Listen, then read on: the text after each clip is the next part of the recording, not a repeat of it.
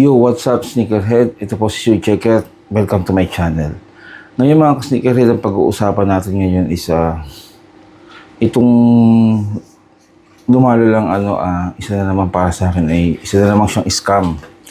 Kasi dalawang beses, tatlong beses na ako nakareceive nito at inertsi ko yung sapatos.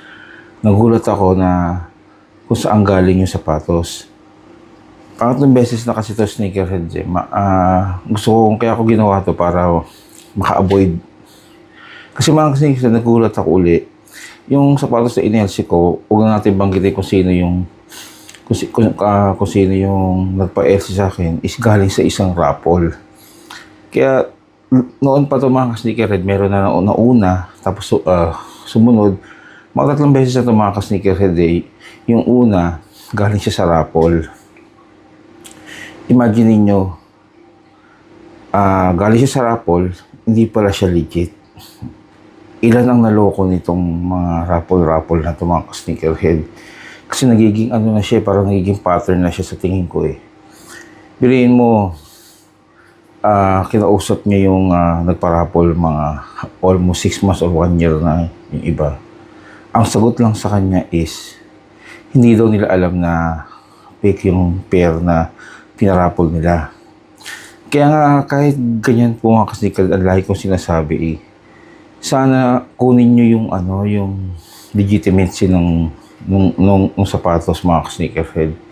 Kasi, kinip niya yung sapatos, medyo high-end yung sapatos na pinarapol. Akala niya in the future is magkakapera siya kasi kinip niya. Ang sumunod, nung pina-LC niya sa akin, kasi tinatanong na may nung bibili is luckily tinatanong ipa-LC daw. Ngayon, binigyan siya ng details. Kasi pinost niya eh. Ngayon, nung not pass, mga 2 beses ko yata siyang in-LC. Talagang not pass. Nagulat ngayon yung reseller. Tinanong ko ngayon kung saan galing daw sa raffle. Imagine niyo mga sneakerhead, ilan yung tumaya. Ang masakit pa kasi ng mga sneakerhead is, sinabi sa kanya is, gusto mo ibalik ko na lang yung, sinabi nung parapol, gusto mo ibalik ko na lang sa iyo yung pinantaya mo. Kasi di ba ang pinapoint ko dito mga sneakerhead is, hindi nyo siya pwedeng masingil eh. Di ba? Di ba, hindi nyo na siya masisingil doon sa presyo gusto nyo doon sa sapatos na ina-expect nyo na gano'n ang presyo na pero hindi pala. Imagine niyo kung gaano karami ang naloko niya, hindi lang isa. Lahat ng tumaya. Di ba? Una, ayoko na kasi pansinin ito, baka isolated lang. Yung mga 3 beses na po nangyari ito mga sneakerhead. Kaya ang gusto ko sana, magkaroon kayo ng awareness na kung gaano katalamak ang peki dyan sa pang-raffle na yan. Ba? Yung pangalawa, ganun din.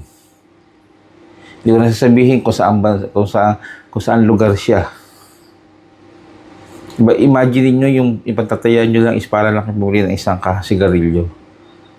Diba, syempre kahit naman sino, diba, ang ganda ng sapatos. Diba, hard to find. Tapos mananalo ka ng ganun.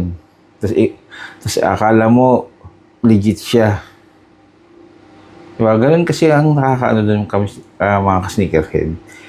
Mag-ingat po kayo sa mga mahilig magparapol ng ganyan. Hindi ko naman sinasabing lahat ng mga nagpaparapol is puro ganyan. Pero kung ako sa inyo, bago kayo tumaya, bago kayo maingganyo doon sa murang slot na binibenta nila para doon sa raffle, tanungin nyo muna. O mas maganda, kung wala siya mapakita, mga ka-sneakerhead, wag na kayong tumaya. Ganun lang padali yun. Kasi, kita mo yung nangyari doon sa nagkiklaim. Ang sagot sa kanya, sir, buti nga nagkaroon ka pa ng ganyan. Kahit fake, hindi yan naabot ng ganyang presyo lang na tinaya mo eh. Sipin nyo, sasabihin sa inyo ng ganyan. Kahit 6 years, kahit na 6 months or 1 year na nakalipas yan, o ilang buwan pa yan. Tama naman yung rin eh, o di ba? Kita nyo, sinagot siya nung nagpaparapol. Gusto mo, ibalik ko na lang yung balik mo yung sapatos, balik ko na lang yung tinaya mo. Diba? Parang ang lumalabas to what you get, what you see, what you get. Diba? Kung ano yung napanood mo, yun na rin yun. Diba? Kaya yung mga kasneakerhead, mag-ingat kayo sa mga nagpaparapol. Naniwala kayo sa akin. Isa na naman itong ginagawang scam na naman po ng mga scammer dito eh. Kaya ako naalala kasi 3 beses na ako naka-receive nito. Kaya mag-ingat po kayo mga ka-sneakerhead. Imagine niyo kung gaano karami yung naloko nun. Parang loto pa yung ginagawa dyan. Hindi mo mga 56 to 60 kayo. Tataya kayo, imagine. Pagpalagay mo ng magkano na yan, mga 10, $10 o 10 dirham lang yan. Imagine niyo kung ilan yun. Kung gaano karami yung naloko niya. Di ba? All 60 rin. Di ba? Ingat kayo mga ka-sneakerhead.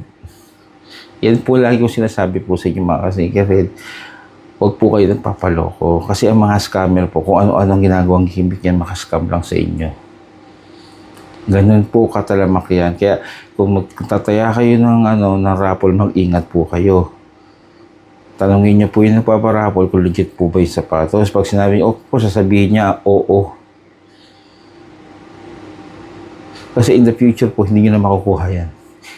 Kung gusto niyo i-claim yung sapatos is nag-worth siya ng mga 12K to 15K, hindi nila gagawin niya sa iyo mga ka-sneakerhead. Wala po kayo. Yung 3 naloko, wala nangyari sa kanila. Natakot pa nga sila. Diba? Ba't kaya napapatakot sa mga scammer? Dahil kung sinasabi sa inyo, di ba? Legit na sapatos nga, wala silang pambili. Sabihin, demanda pa kayo. Di magdemanda. Kaya mag-ingat kayo sa mga yan mga ka-sneakerhead. Okay po mga ka-sneakerhead. Lagi ko sinasabi po sa inyo, ugaliin po ninyo magpa-legit check. At mag-ingat po kayo parati. Hanggang sa muli po mga ka-sneakerhead, paalam po sa inyo.